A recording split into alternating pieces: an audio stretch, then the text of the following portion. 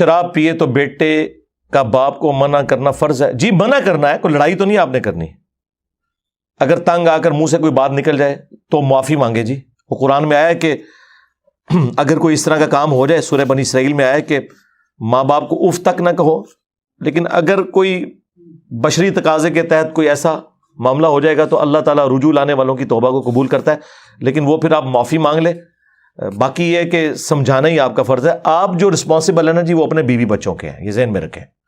قرآن میں جو آیا نا حکم وہ ہے قوا انفسکم واہلیکم نارا، بچاؤ اپنے آپ کو اور اپنے گھر والوں کو جہنم کی آگ سے. اسلام کی روح سے گھر والے جو ہیں وہ بیوی اور بچے ہوتے ہیں، ماں باپ گھر والے نہیں ہیں. آپ اپنے ماں باپ کے گھر والے ہیں، آپ کے ماں باپ آپ کے گھر والے نہیں ہیں. ان کو آپ صرف سمجھائیں گے جس طرح باقی لوگوں کو سمجھاتے ہیں.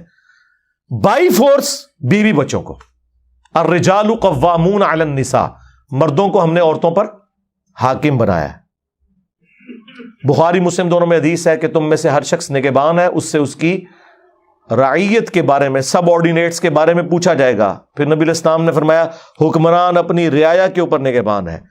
ایک مرد اپنی بیوی اور بچوں کے اوپر نگہبان ہے، ایک عورت اپنے بچوں اور خاوند کے مال کے اوپر نگہبان ہے. اس سے پوچھا جائے گا اس میں خیانت تو نہیں وہ کر رہی.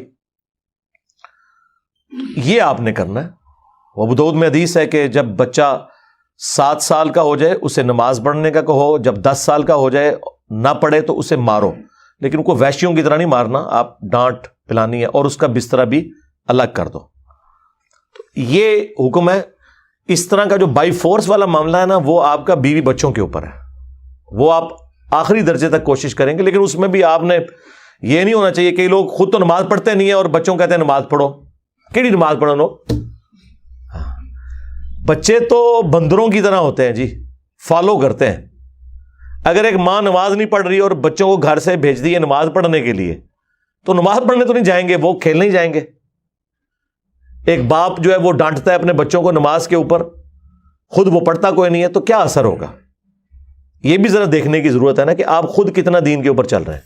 تو دین کے اوپر خود چلیں گے پھر ہی آپ اپنی اولاد کو کہہ سکتے ہیں. ماں باپ اور بہن بھائی ان کو آپ نے صرف کہنا ہے. البتہ جو بہن بھائی چھوٹے ہیں آپ سے اور آپ کی کفالت میں آگے ہوئے ہیں، یعنی والد فوت ہو گیا ہے اور اب آپ ان کے گارڈین ہیں، تو ظاہر ہے کہ جب آپ مال ان پہ خرچ کر رہے ہیں تو اب آپ کا رائٹ ہے کہ آپ ان کو بائی فورس بھی یہ کہیں. لیکن بات کرنے کا ڈھنگ ہونا چاہیے. اور جو اس طرح کے دین سے برگشتہ لوگ ہیں پہلے انہیں خدا کا تعارف کروائیں نا. جب کسی کو اللہ کا تعارف ہی نہیں ہے وہ اللہ کو سیریس کیوں کر لے گا؟ اور اگر وہ اللہ کو سیریس لے گا تو پھر آہستہ آہستہ اس کے عقائد و نظریات کی اصلاح بھی انشاءاللہ ہو جائے گی. مجلس 50 میرا انٹرویو دیکھ لیں، اس میں میں نے اپنے حوالے سے ساری کلیریفیکیشن دی ہے کہ آپ نے کس طریقے سے جو میں نے سیکھا ہے کہ آپ نے دعوت کا کام کرنا ہے.